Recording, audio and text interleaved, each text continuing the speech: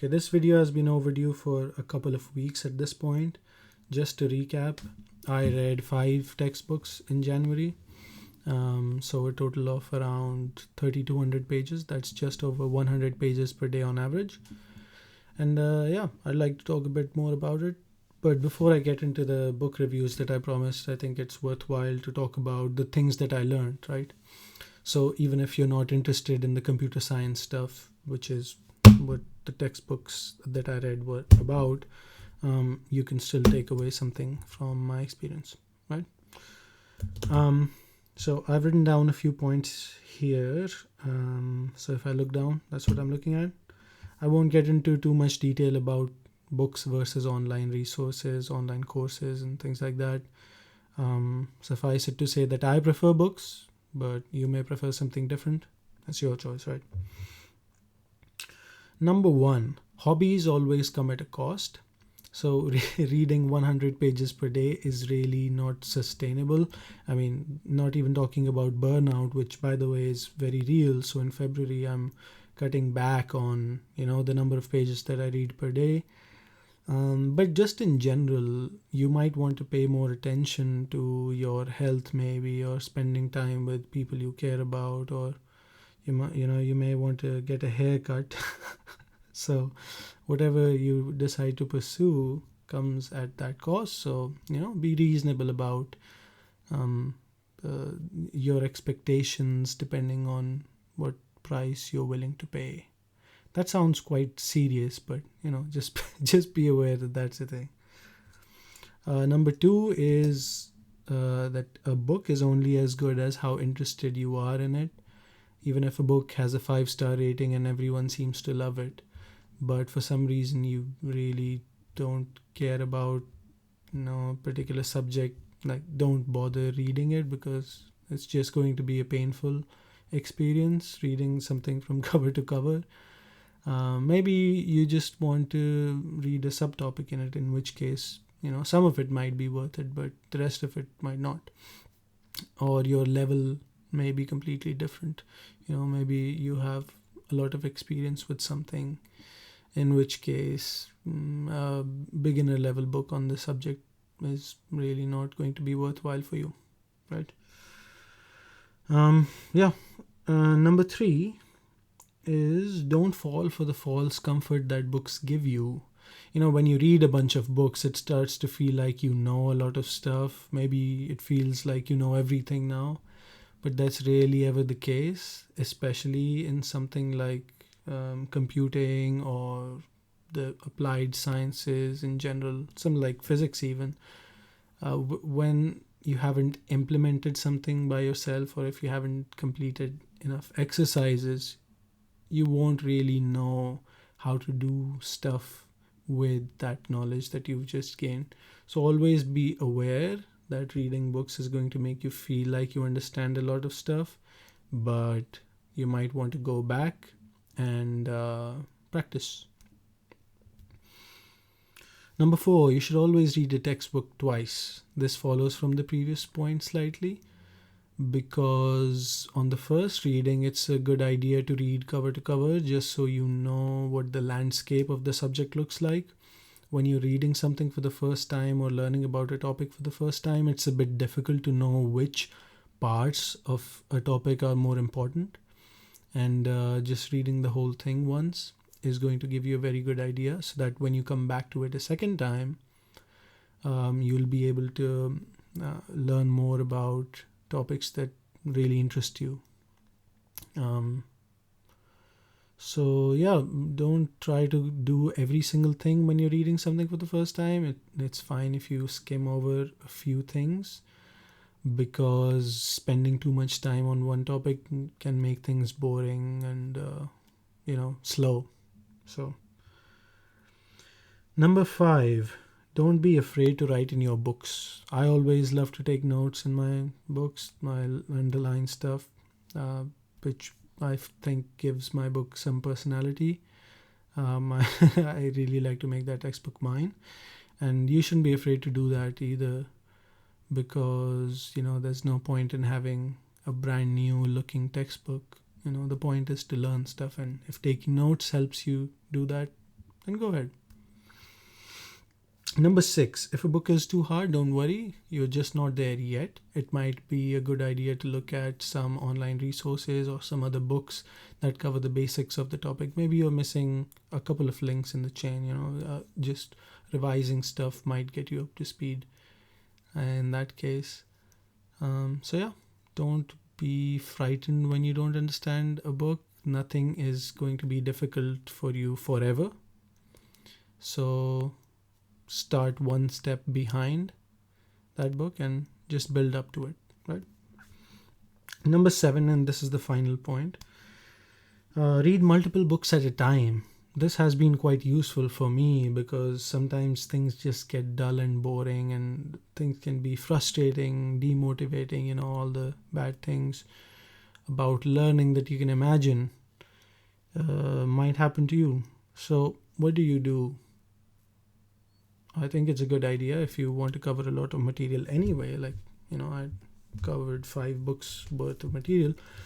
It might be a good idea to have 2 or 3 books that you're reading at a time, so in a given day you might want to spend a couple of hours on one book, a couple of hours on something else, and that really helps when things start to get difficult.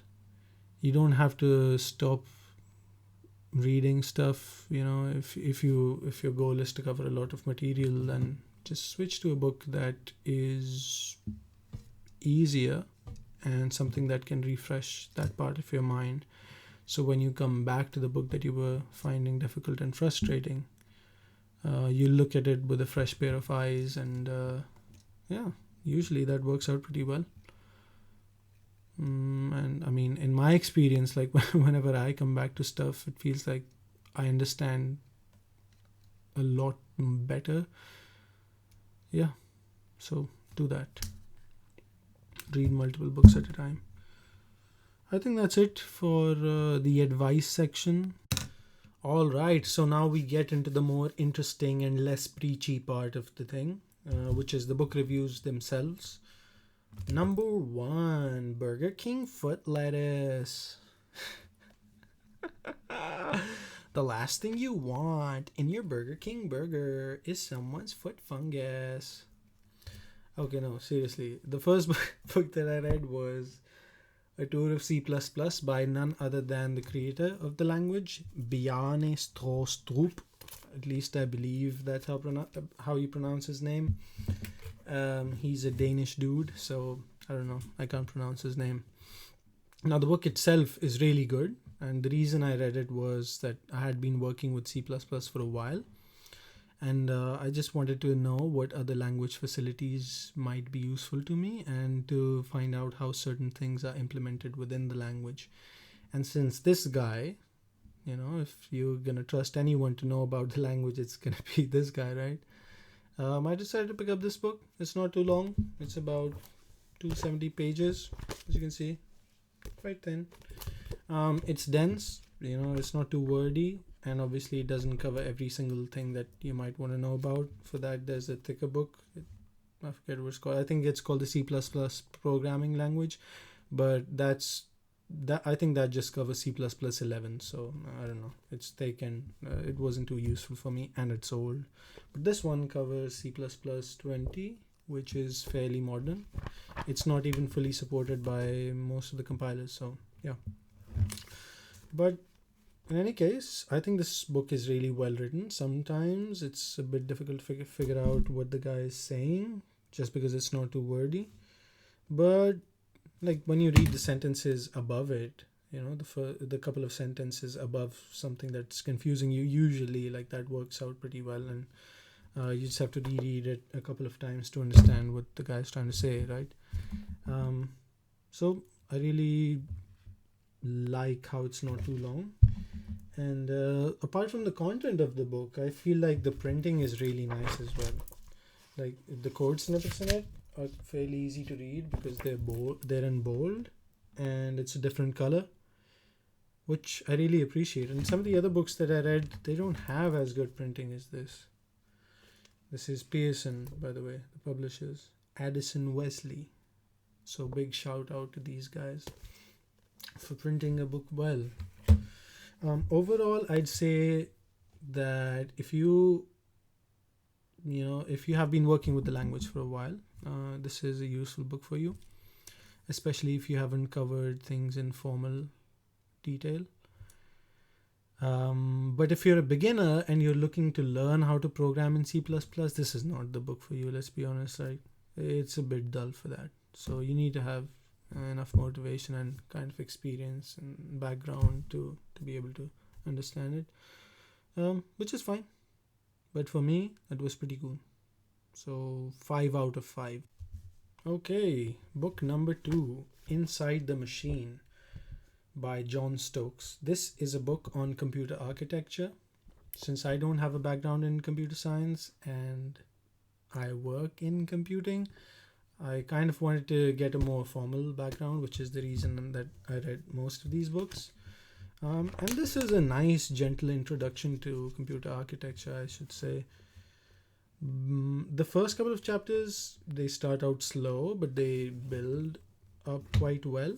And I really like how the book covers real-world processors, which is quite important.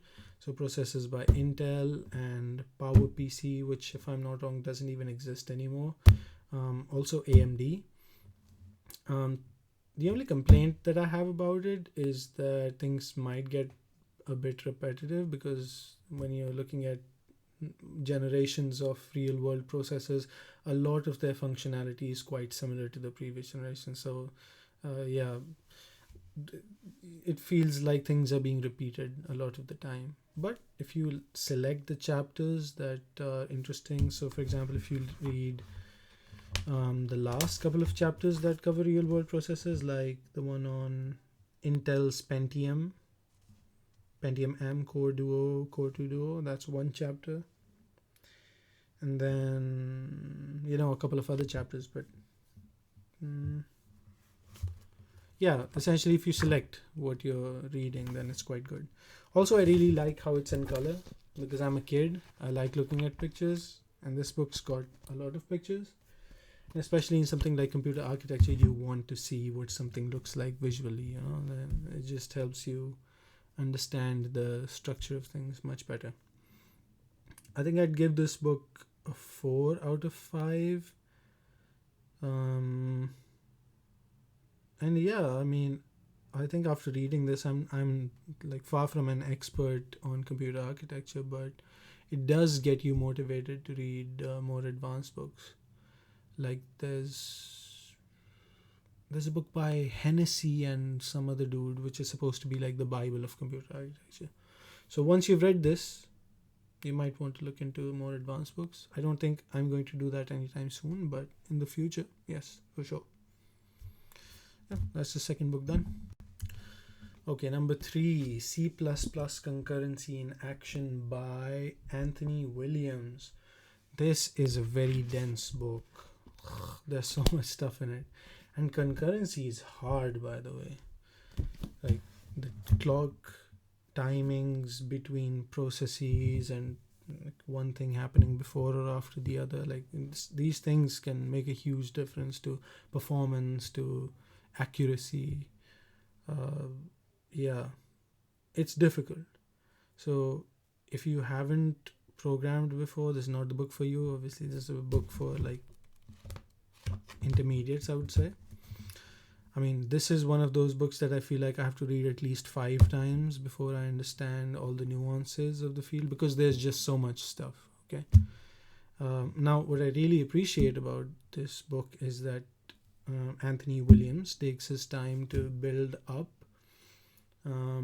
things like data types that use concurrency. So he's going to start with a toy model and then figure out what the drawbacks of that model are, and then he's going to improve a couple of things, figure out what's wrong with this, and keep building until he gets something that is closer to, but not quite, like industrial grade stuff that you might end up using in the real world. The book offers really good advice on concurrency, things you should consider when writing concurrent code. I think that is really, really important when you're taking this knowledge into the real world. But like I said, I think I'll need to read it at least 5 times before I can be confident to implement stuff in the real world as well. The one complaint that I have about this book is the printing. Now, in contrast to the first book that I discussed, A Tour of C++, the code snippets in here, they're like quite dull and gray, and as opposed to being bold and easy to read, these are almost thinner than the actual text, and they look gray. So when you're trying to read stuff, especially because these snippets are like quite long usually as well, when you're trying to read through stuff, it can be distracting for your eyes because you don't quite know where to focus and which bits are more important. Like, I feel it would have been quite a bit more useful if the publisher had decided to put the important stuff in bold, but for some reason they didn't decide to do that. There is one consolation though, which is that the book comes with a free ebook, so that might make things easier for you if you're reading on a computer screen or on a tablet or something like that. But again, like, that's no excuse to have poor printing on the code snippet front. But otherwise, like, the topics that it covers and the level of detail it goes into, I think this book is 5 on 5 for the content, but like a 2 out of 5 for the printing. But overall, would definitely recommend if you want to get into any kind of concurrency. Number 4, Operating Systems, 3 Easy Pieces by Arpachi Dussault, or at least I think that's how you pronounce the last name. Now, this is a couple who are both professors at some university, which I forget. I think it's University of Wisconsin-Madison. Yes, that's right. This is by far my favorite book of the bunch, just because of the style in which it's written. It's really friendly because like the language that they use, it's quite conversational, and yeah, that makes it feel like the book has a personality. It feels like a person is speaking to you. As for the content in the book, that's also really, really good. I've never worked with operating systems before. I mean, I've used them, surprise, surprise, but I've never really learned how they work behind the scenes. And for me, that part was quite exciting. And this book really delivered. They include a lot of pop culture references and jokes in the book as well, which I really love. There's like some Star Wars joke. I don't watch Star Wars, so I'm not really interested in them.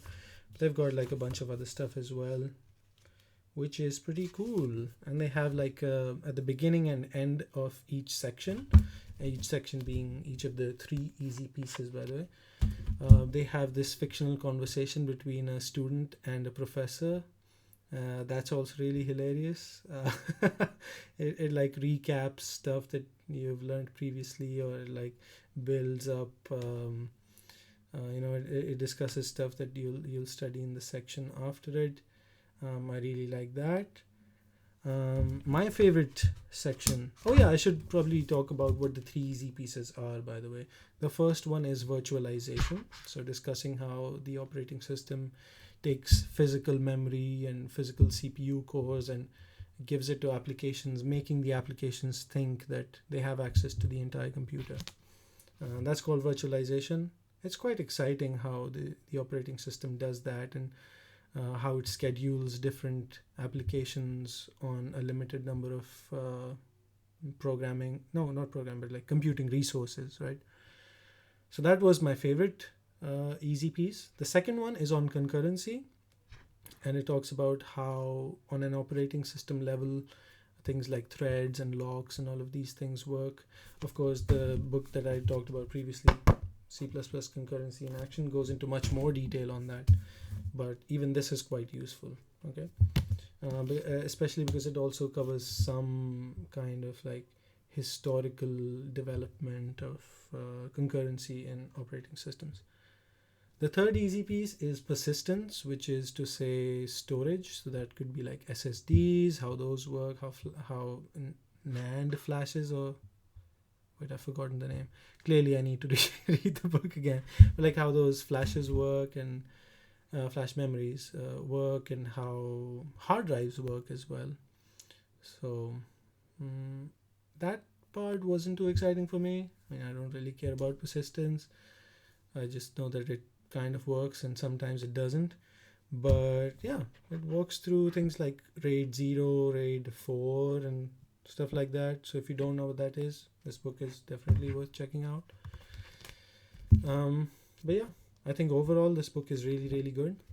And one thing that I also appreciate is that at the end of each chapter, there's a list of references, and along with those references, there's a short description of what that reference is about, because it's not always the case that you read the chapter and then look at the references, so you remember the entire context of the chapter when you're looking at these references, right?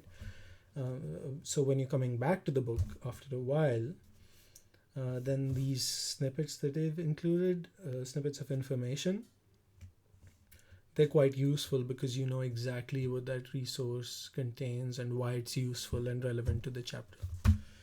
And that's very good. So overall, writing style 5 out of 5. The printing is also pretty good. This doesn't have too much code in it, and it has some images. It's not in color, but I think the graphics and everything, they're quite nice, and I have no complaints in that department. The printing really good, binding really good, content really good. The best book of the bunch. Okay, the fifth and final book, the Linux command line. If you're doing anything worthwhile in computer science, you're probably working on a Linux platform. Okay, and if you're using the graphical user interface, okay, things may seem a bit easier, but usually you can't do a lot of stuff with the graphical interface that you can with the command line. And so you might want to spend time learning about the command line, and this book by William Shorts is really good. It covers a range of topics. It doesn't go into too much detail on everything. It's a very practical oriented book, so it's going to walk you through examples of stuff that you can do on your own computer, and that, I think, is really what this book is useful for. It covers a lot of ground though, so yeah, there's a lot to remember. You might not need every single piece of information from this. Obviously, like for example, date and time is something that I don't really care about. So, I kind of skimmed over that chapter. But other stuff is really useful, like Vim. If you don't know what Vim is, this book might be worth checking out. But in short, it's a scripting interface. So it's like an IDE. It's not, okay, I don't know how to describe it. It's like a text editor, okay? It's a text editor that comes included with pretty much every distribution of Linux, and it even comes on the Mac. So whenever you're working with something like a server which is bare bones and purpose built, it's not going to have other easy to use text editors. And Vim is going to be quite useful because when you don't have a mouse and you need to do a lot of stuff very quickly, and Vim is the way to go. So I have put a tag here which goes directly to the Vim stuff, and to me that's one of the most important and interesting parts of the book. There's some stuff on bash scripting. That's the last section of the book, part 4 on bash scripting. That's also pretty useful. Just knowing what the syntax is and how you can do a bunch of stuff.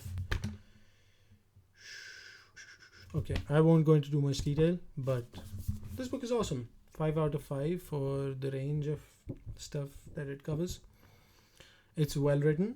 It never gets boring, apart from when the topic isn't interesting, obviously. Would recommend. And with that, sadly, with a tear in my eye, our journey comes to an end. Those are all the books that I read in January. And in February, I'm a bit sad to say that I'm not reading nearly as many books. Partly because of burnout. It's a lot of work reading 100 pages a day, especially when you have work and you have other things, you like to have fun as well.